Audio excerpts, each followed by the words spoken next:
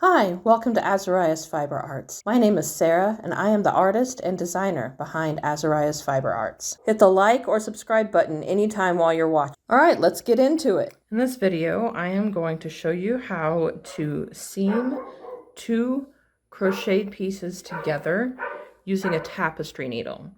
You will need to make these guys if you want to follow along. Here are the instructions. You will also need some yarn and a tapestry needle.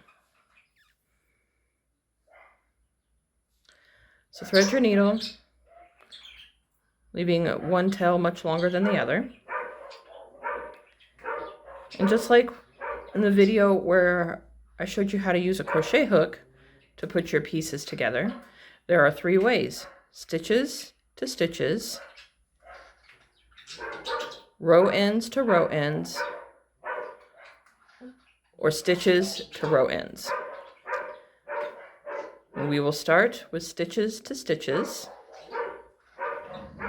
And also again, there are outside loops, inside loops, or all 4 loops. I have these 2 pieces together to where I have a corner here and a corner here. So they are wrong sides together, if you will. Because see, this is the right side. We're going to start with the outside loops. So that would be this one. And this one. If you're not sure if you're getting the right one, go ahead and count. We have 10, but I know that this is the top of that double crochet because I can see that from this side. Whoops. And you see I split that part stitch right there. You don't want to do that, so take it out and do it again. Out splitting that stitch. There we go. All right, so the difference between this one and what we did with the crochet hook in the previous video is this is more of a whip stitch. So I went through those 2. I'm going to come back to this one again and this one.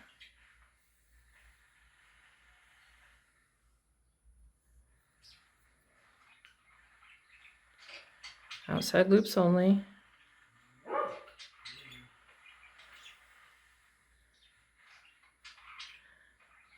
Just like before, don't pull too tightly because it will make the work pucker.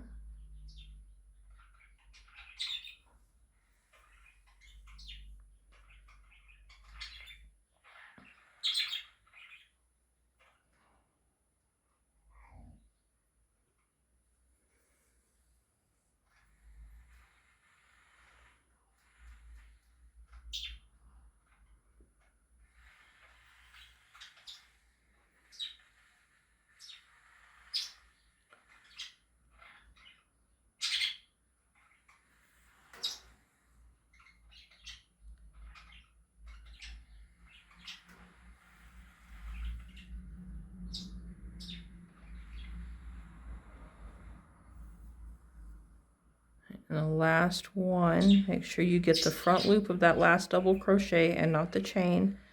And the same on this first double crochet on the other piece and not the chain.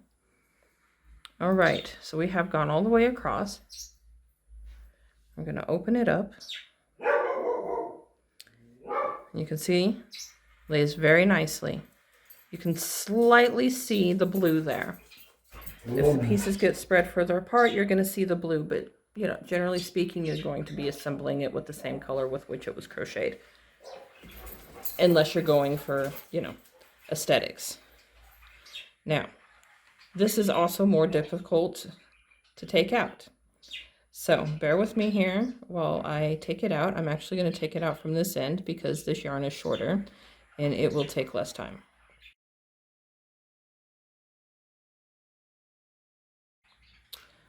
All right, I'll get this rethreaded. I'm going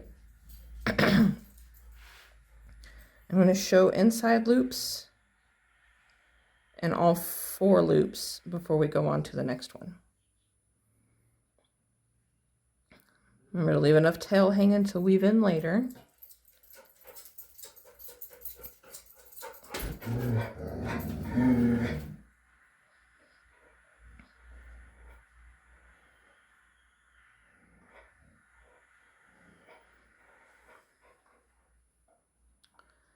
Inside loops only. Again, being careful to make sure you're not splitting yarn.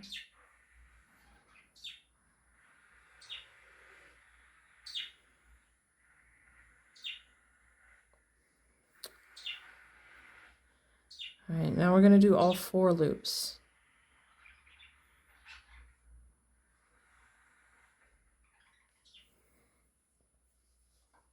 Don't pull too tight. You don't want the piece to pucker. You want it to be able to have some give if you have to block it again, which you're probably going to have to, unless it's, you know, an ornament or something that's just going to sit around.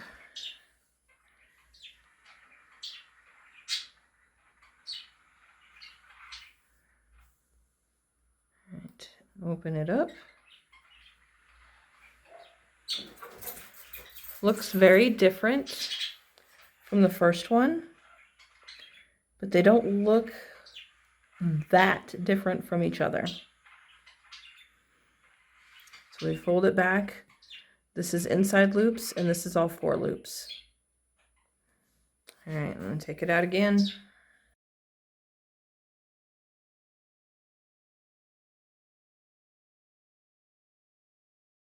All right, method number 2 is row ends to row ends.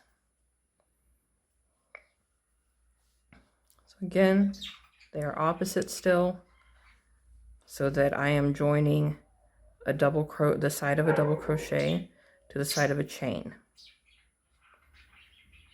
So double crochets, I'm going to need 2 per row, 2 join areas, because that's about how tall they are. Advantage of the tapestry needle in this situation is you can get into the chains better. You can get into the sides of the stitches a bit better. Like, you can choose just this one loop and just, where are we at? This one loop.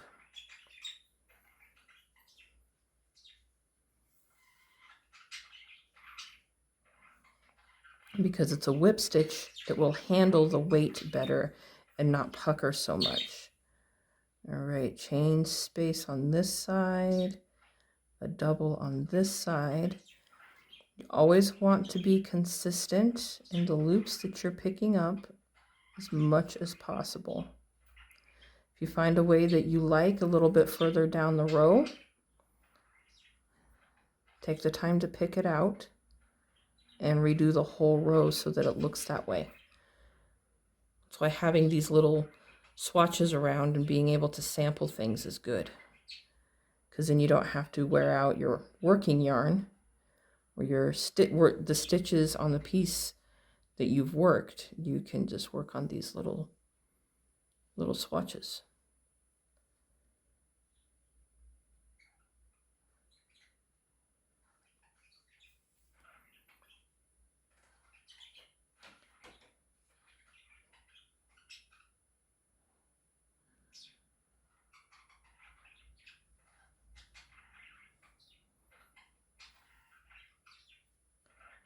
Almost there. I'm on the last one now.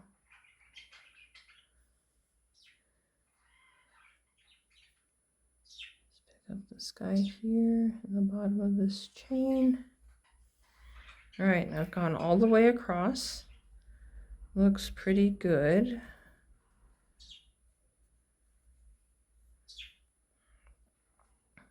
Open it up, and you're gonna see that this is the biggest difference. Here's a photo of this same joining with the crochet hook versus doing it with the tapestry needle.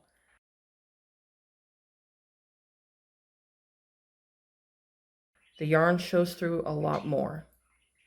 Yes, again, you wouldn't be doing it in a contrasting color. But it's just something to think about. All right, I'll take it out and show you the last method.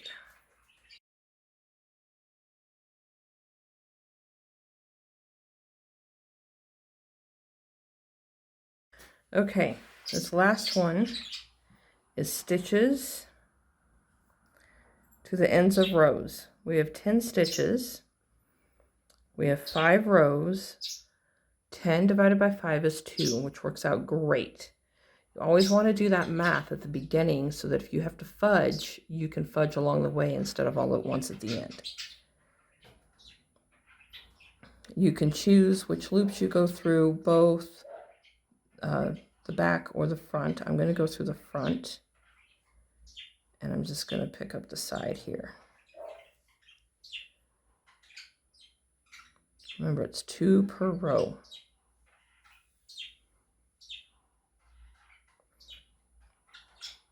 Sorry if I've gone a bit quickly and not been as detailed. And we split that one. Where to pick up. Go watch the video that's linked in the description below for more detail of where to pick up. So like I said, this tapestry needle is a lot more forgiving on these row edges of where to pick up. That's why I went into so much detail on the other one.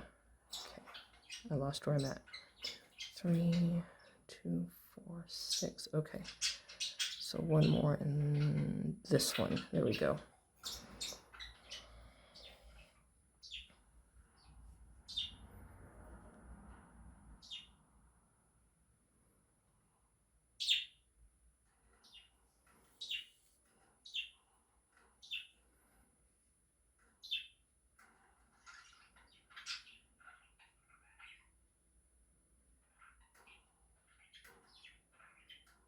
Sometimes the chains are a little bit tricky to get into just the one loop. There we go.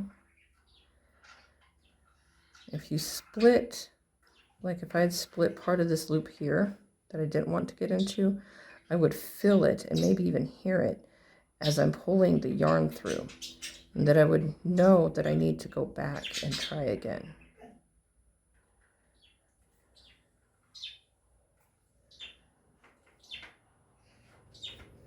Keep things loose enough, but consistent.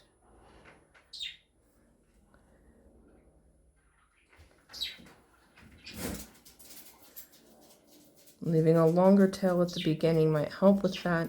That way, as you get comfortable working down your seam and your stitches are laying a bit nicer and a bit bigger, you can come back to this tail and use it to loosen the beginning ones.